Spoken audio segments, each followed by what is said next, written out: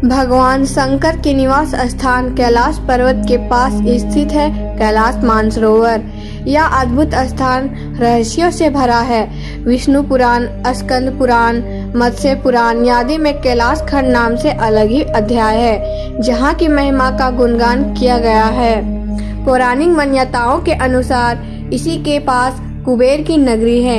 यहीं से महाविष्णु के कर कमलों से निकलकर गंगा कैलाश पर्वत की चोटी पर गिरती है, जहां प्रभु शिव उन्हें अपनी जटाओं में भर धरती में निर्मल धारा के रूप में प्रवाहित करते हैं। कैलाश पर्वत के ऊपर स्वर्ग और नीचे मृत्यु लोक है।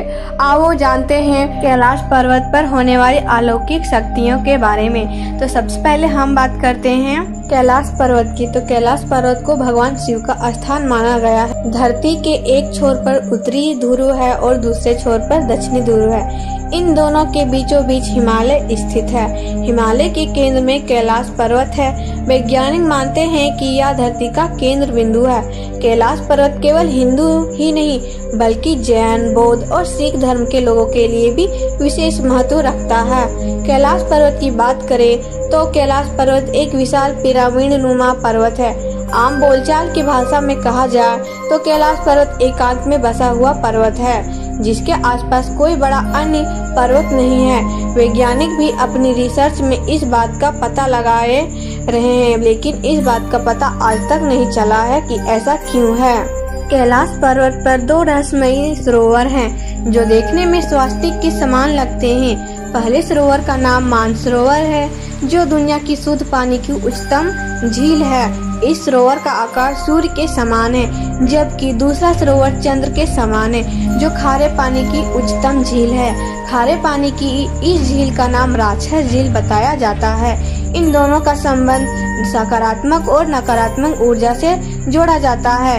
इन झीलों के रहस्य को वैज्ञानिक आज भी नहीं सुलझा पाए हैं। वैज्ञानिक आज तक इस बात का पता नहीं लगा सके हैं कि ये झीलें प्राकृतिक है या मानव निर्मित। सबसे खास बात यह है कि दक्षिण दिशा से देखने पर इन दोनों झीलों के मिलने से स्वास्तिक की आकृति बनती हुई नजर आती है। माना जाता है कि कैलाश पर्वत के चारों तरफ एक अलौकिक शक्ति है, जिससे कोई भी यहाँ पहुँच नहीं सकता है। वैज्ञानिकों ने कई बार यहाँ पहुंचकर कैलाश पर्वत के रहस्यों को जानने की कोशिश की है, लेकिन यहाँ कोई भी आसानी से नहीं पहुंच पाया है। वहीं तिब्बत के कई सिद्धि प्राप्त संतों का कहना है कि कैलाश पर्वत पर केवल पुण्य आत्माएं ही निवास कर सकती है। कैलाश पर्वत के चारों तरफ अलौकिक शक्तियों का प्रवाह है, जिससे केवल सिद्धि प्राप्त करके थैलीपैथी के माध्यम से ही वहां आसपास रह रहे आध्यात्मिक गुरुओं से संपर्क किया जा सकता है। कैलाश पर्वत या मानसरोवर झील के पास निरंतर डमरू बजने की आवाज आती है। साथ ही यहाँ ओम की आवाज भी गूंजती हुई सुनाई देती है। वैज्ञानिक आज तक इन आवाजों के बारे में पुख्ता तौर पर कुछ नहीं बता पाए हैं। जब आप दूर से इन आवाजों को सुनेंगे तो आपको लगेगा कि शायद यहाँ कोई हवाई जहाज उड़ने की आवाज है, लेकिन आप आंखें बंद करके ध्यान मुद्रा में इन आवाजों को सुनेंगे तो आपको स्पष्ट रूप से आपको डमरू और ओम की आवाजें सुनाई देगी। वैज्ञानिक अनुमान लगाते हैं कि शायद ये आवाजें बर्फ पिघलने की हो सकती है।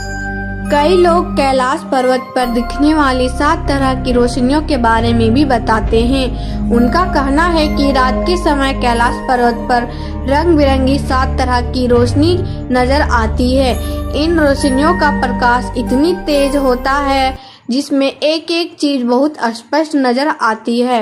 वैज्ञानिक इस रहस्य का भी पुख्ता तौर पर पता नहीं लगा पाए हैं। वैज्ञानिकों का अनुमान है कि ऐसा चुंबकीय बल के कारण हो सकता है। आपने हिम मानव की कहानियां जरूर सुनी होगी, लेकिन आज तक कोई यह नहीं जानता कि क्या यह सच में हिम मानव या येती होते हैं।